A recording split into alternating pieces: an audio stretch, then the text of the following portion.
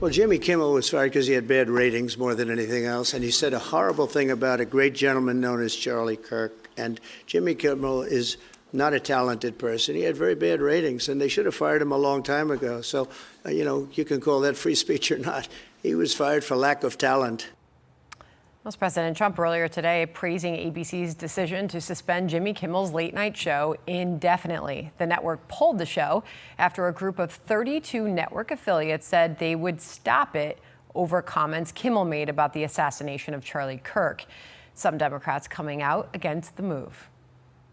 You get the chairman of the FCC running around basically like the president's enforcer to shut down the late night talk show hosts who are like modern Tom Paines.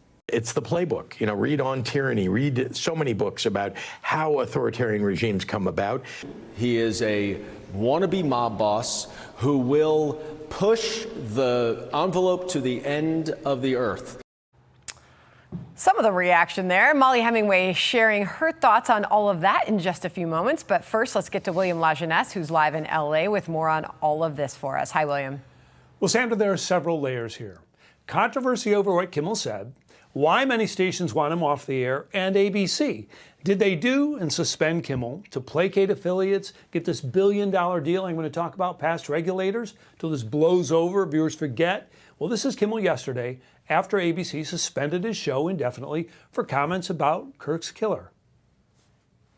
Some new lows over the weekend with the MAGA gang desperately trying to characterize this kid who murdered Charlie Kirk as anything other than one of them and doing everything they can to score political points from it.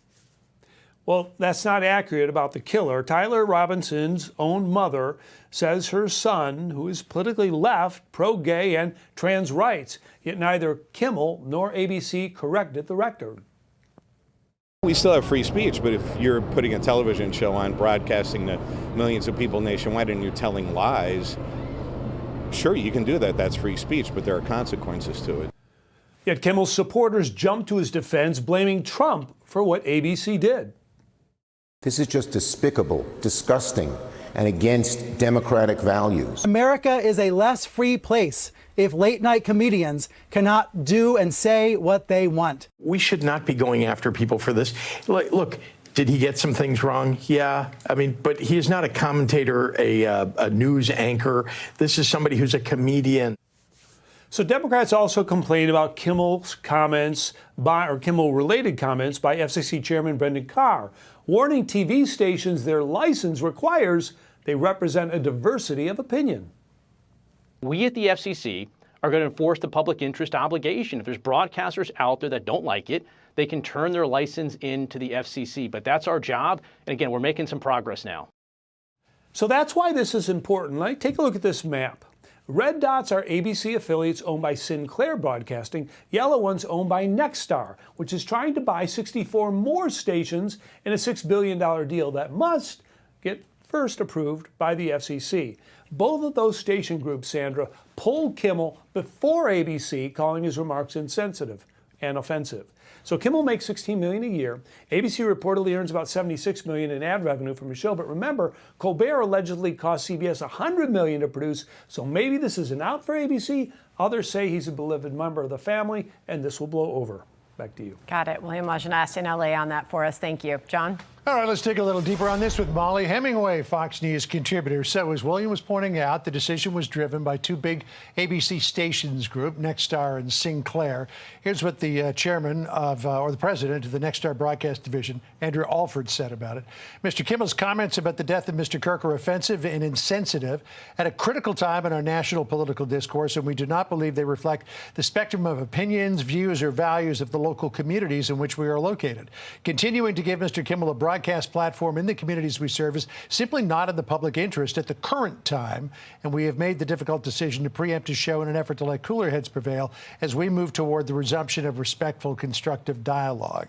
So that from Nexstar. Interesting to note that Sinclair is replacing the Jimmy Kimmel show this Friday with a tribute to Charlie Kirk. Well, one of the things that I think has not been covered well about the situation is what William just said in this show.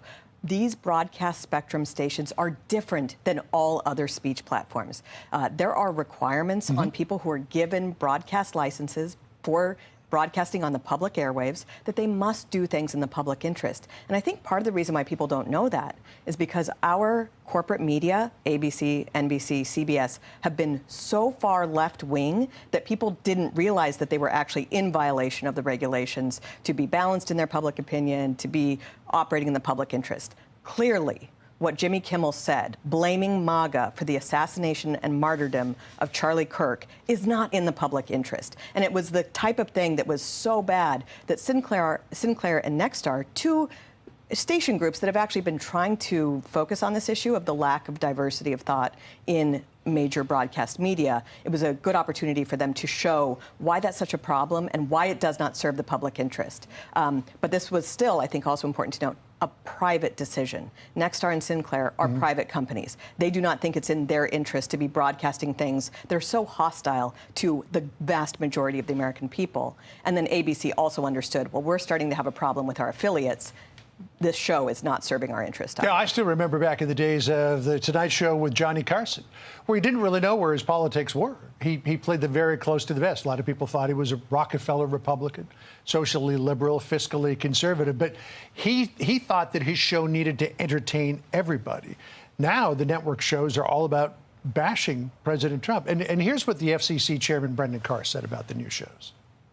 Late night shows, something's gone seriously awry there. They went from going for applause, from laugh lines to applause lines. They went from being court jesters that would make fun of everybody in power to being court clerics and enforcing a very narrow political ideology. And Nexstar, as you noted, stood up and said, look, we have the license and we don't want to run this anymore. We don't think it serves the interests of our community. Sinclair did the same thing. So to your point then about doing what's in the best interest of the community, if you have 4 shows that are so left of center that all they're doing is they're bashing the administration, are they serving the public good? And it's not really about bashing the administration, because that's something that even Johnny Carson would have done no matter who was in power. It's about not being accurate in what you're doing, being so hostile to the people that you were supposed to be serving. It is a great privilege to have a broadcast license. You get to make a ton of money. You get to influence public opinion. There are regulations associated with it.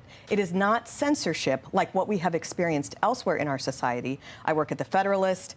Our publication, the U.S. government has admitted that they were censoring us in recent years, working with censorship groups that they had funded and continue to market. And that is different because the Federalist is online, and that is not a sphere where the federal government should be engaged in censorship. Regulating public airwaves is different. If people truly care about censorship, there's a lot of opportunity to care about it with what has been done online and in other forums that it would be great if people finally started caring. Well, the Colbert Show is on its way out. We'll see if Kimmel is too, or and more if he than comes anything, back. it would just be great to have some humor. I mean, people are saying these are comedy shows. They have not been comedy shows for years. No, they're not all that funny anymore. Yeah. Molly, great to see you. Thank Please say hi to your mom. Thanks. Will do. All right.